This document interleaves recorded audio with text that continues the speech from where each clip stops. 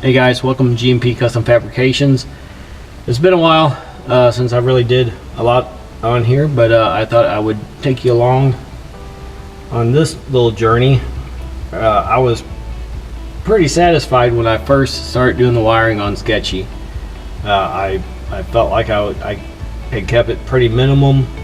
There shouldn't have been a whole lot to it. It's a rat rod with just blinkers and headlights and nothing fancy.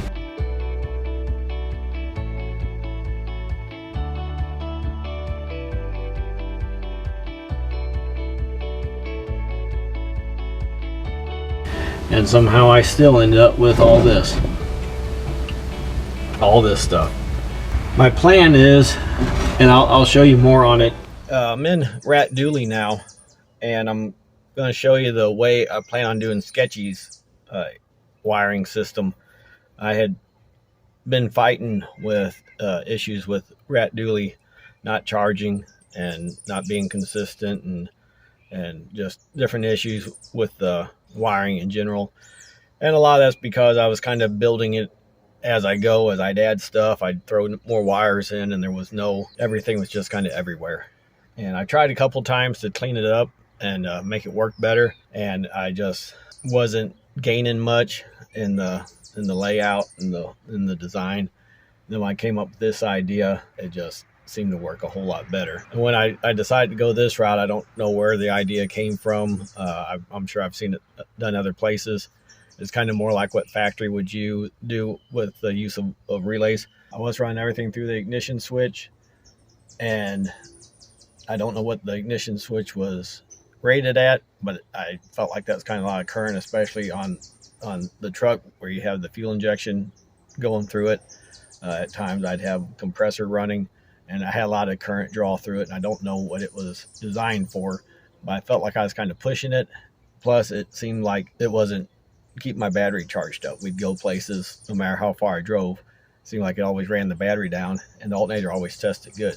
I just wasn't getting the power back to the battery, and I really think was the alternator was trying to push through that ignition switch, and it wasn't enough to do it. So here's my answer. If you see here, much more organized. These switch or relays here are fed by the ignition switch. So if I've got it in accessory position, then that powers that one, in turn powers the accessory fuse block, and then whatever runs off of the needs power that goes through the accessories, its relay is up here. Also, I have one for ignition, so when the key's in the ignition position, this relay makes contact, and then it powers the accessory or the ignition block and the accessory block both. This is the ignition cutout. What it does is whenever the key's being turned, it kills the accessories, because you don't need any of that going in order to start the engine. It cuts down on the current being drawn from the battery, and it just focuses everything on the ignition side of it. And then as you let off the ignition switch or off the starter, then the accessories kick back on. And then up here I have relays. I don't have them all marked, but got the air compressor, the horn, I believe probably fuel pump, and computer. Those were their own relays originally underneath the hood, and I replaced them with these standard ones in here. I have a fuse block for every one of them. I've got a list made up of where all these wires go, what they feed, for easier troubleshooting. To tell you, since I've done this setup like this, I have had zero problems with the charging system on it. I've come up several times this winter and cranked it up just to see that everything was good. This also eliminated any phantom draw from it, because there is nothing that can be on because of the accessories and the ignition being completely shut down. There's nothing running my battery down. But yeah, everything's been working great since I went this way, and that's kind of the way I'm planning on doing Sketchy. I'm not sure, this takes up a lot of space, and this one, it worked out good. I can just tuck it up underneath the dash, and it's, you know, totally hidden out of the way. I'm not sure with Sketchy how I'm going to make that work yet. That's for today's project, so let's get to it. Okay, you can see here where I've got way too many wires going to that ignition switch on the back side of it there. I got like 3 or 4 on each lug. That's not good. Me stripping the wires all off the back side of the dash, I just decided to go high speed on that and not really want to drag it out for very long. Leading up to where we're at now, so far in the video, through the time lapse, I showed you me stripping everything off the back side of the dash. All the wiring has been cut loose, disconnected. Only thing left in the dash right now is the key, the switch, the tachometer, and the horn button, just because they're not going to go anywhere. They're going to stay where they're at. My plan on the dash is, because of the way it was made, the way I did it, every time I had to work on the back of it, as you saw in the video, I had to pull everything up, slide it off of the steering shaft, and it was a lot of back and forth with a lot of stuff that didn't really need to move.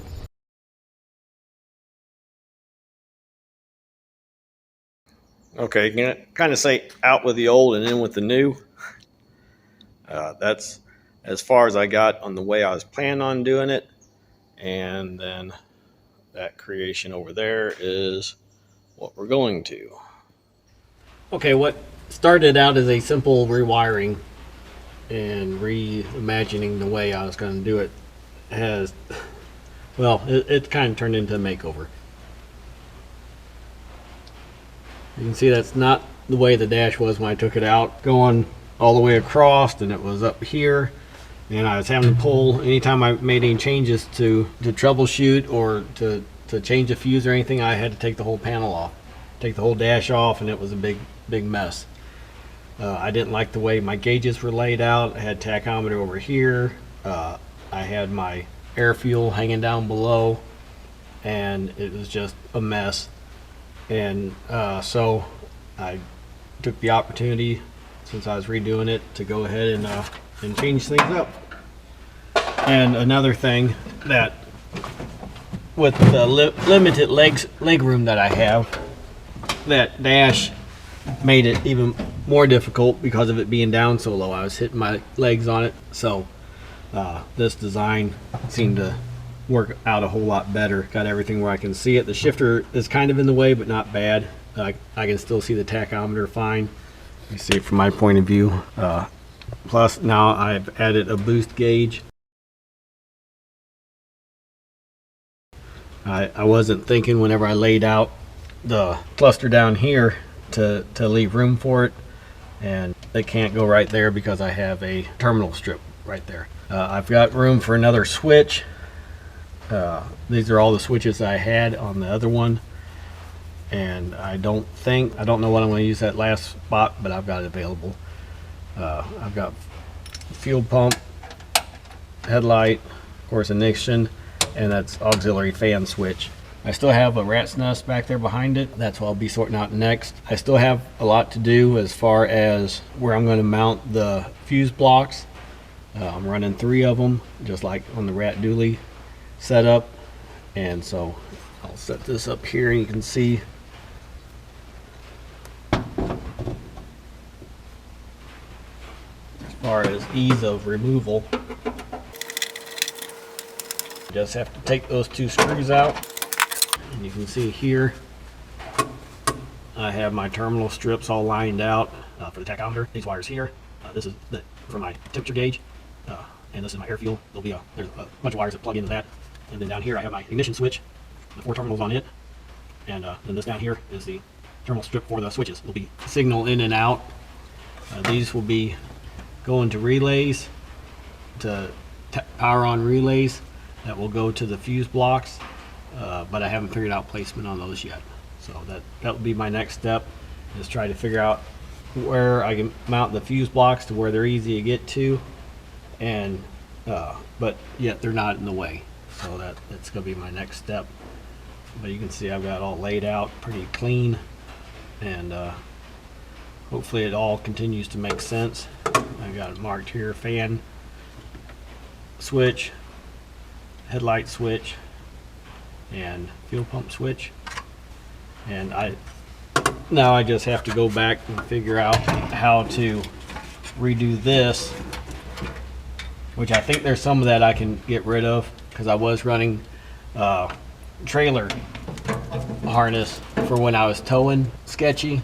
I had it where I could plug it into the vehicle that was towing it so that my brake lights would work on it. But I think that added a level of complication that I really didn't need to deal with.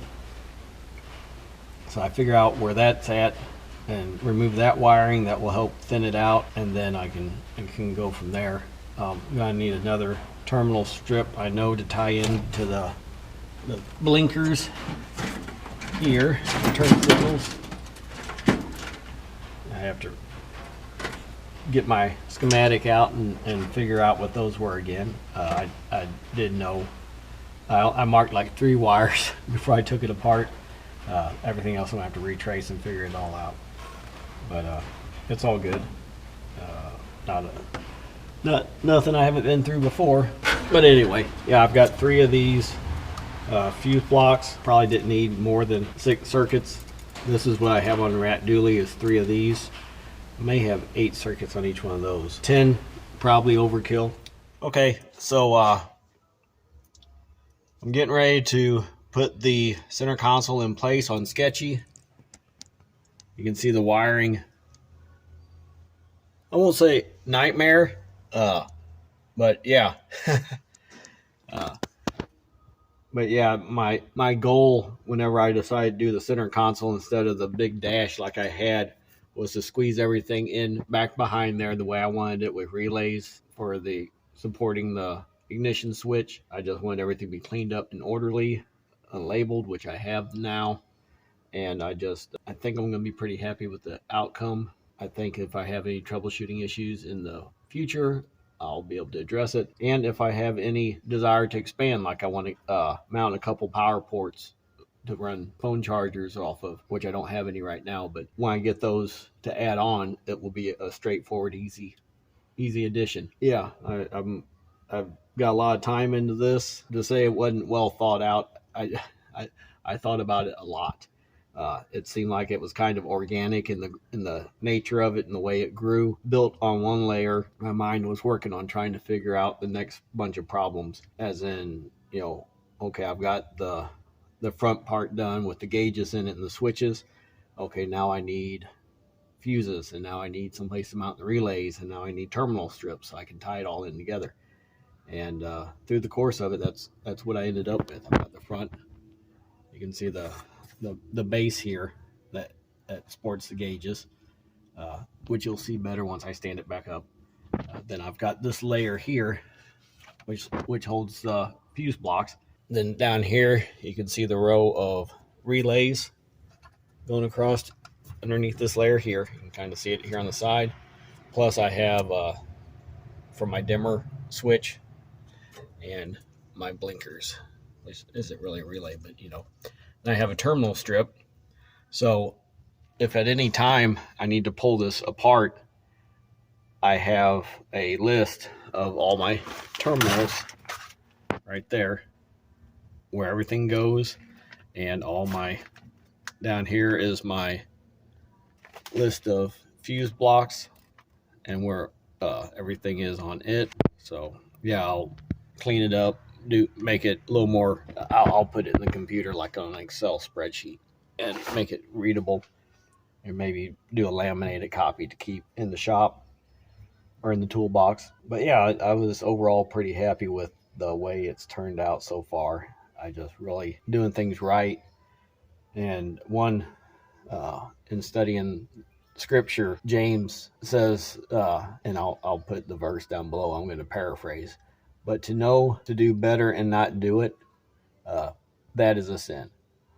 And although he was talking probably more on a moral level, I think it applies to everyday work also, that if you know that you should be doing better and you don't, if you're taking that extra break time when you shouldn't, if you aren't keeping an eye on quality like you should, whatever it is, if you know better and you're not doing better, even though whatever it is may not fall into your typical sin scenario, just knowing that you should be doing better and not doing it would be considered a sin. So I just wanted to share that with you, and let's see, get this set up here. Be right back with you. Okay, first off, I feel like I need to apologize for the lighting in the previous section.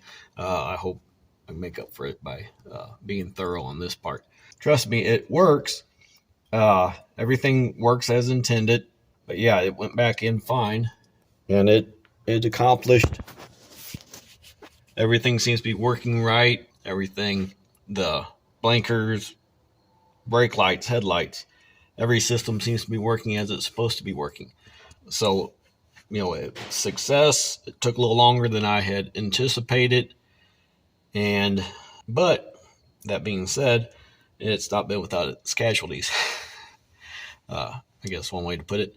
My air fuel gauge here, where is it at? Right there. That was one thing that I was hoping would get better when I rewired it, because it was kind of flaky. At speed, it would flicker some, and I didn't know if I had good current going to it, or what the issues was. And it was positioned underneath my dash. During this time, I had oil pressure gauge had been leaking, filled up the back of my dash with oil, ran down the back side of the unit. I could see that I was getting oil all over it. Didn't realize I was getting oil on the inside of it. While I had everything apart, I had the gauge laying down. When I put it all back together, put power to it, and it shorted out. I took it apart. I could see clearly where the oil had been on the circuit board, and fried it. So I no longer have an air fuel gauge. Not sure when it's going to get back in the budget again. But fortunately, I had done some testing, was running way rich, went to smaller jets in the front, and that seemed to fix it. Best I could tell. I didn't run it a lot that way. I just ran it a little bit, and that voltage meter, it shouldn't be showing anything right now. Because it is, tells me that I have something hooked up wrong. But I can see, I give it power. There we go. I guess I do get to show it to you. Fuel pump, headlights. I'm glad I noticed that. The fact that I'm showing voltage on my gauge means that it's not disconnected from the source like it should be. So I will take it apart and figure out what happened there. That was kind of the whole point of doing it the way I did, so that when the key was off, you'd have no current going anywhere. And now I'm concerned that perhaps I missed something. So I'll have to go back, but I've got all my circuits marked. I can double check that easy enough. So let's open that back up and find out. Open back up.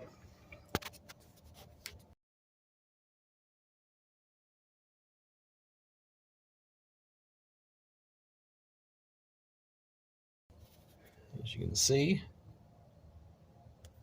And now I'm looking back over my list, and I see here voltage, voltmeter positive should be number 5. So I should be able to look on my terminal strip and trace number 5 and see where the source is on it. I suspect it is coming from, it acts like it's coming from the battery block. It should be coming from the ignition block. So I will verify that, because I should not have any power going to the ignition block. So let's look into that. Okay, I can see right here. Well, you can't see it because of this wad here, but my 8 term, or my number 5, right there, that red wire, it's showing positive, showing 12 volts right now without being powered. And I believe, as I trace it over here, you can see it kind of dips down below, comes back up the other side. It ties into this one right here, which is the ignition power side. So what that tells me is it is on the supply side of the ignition relay. It should be over here on the output side of the ignition relay. So that's all I got to do, is move it from down here off of this wire over to this one, and that should fix it. Let's find out. Yeah, so, and that, because of the way that I did document everything, it made it easy for me to go back and see where I'd made my mistake at. So anyway, that's where I'm tying it at now. So I'll make a note of that whenever I go to change it. And let's get this back together. Okay, you can see now the gauge went ahead and zeroed out. And if I turn the key on, the horn works. And the reason why I didn't go ahead and start it up to show that everything was working proper, for those of you that's on my Facebook, you already know the answer to this. And I'll lighten the rest of you. So I have that. It's a lifter with a hole in the bottom of it.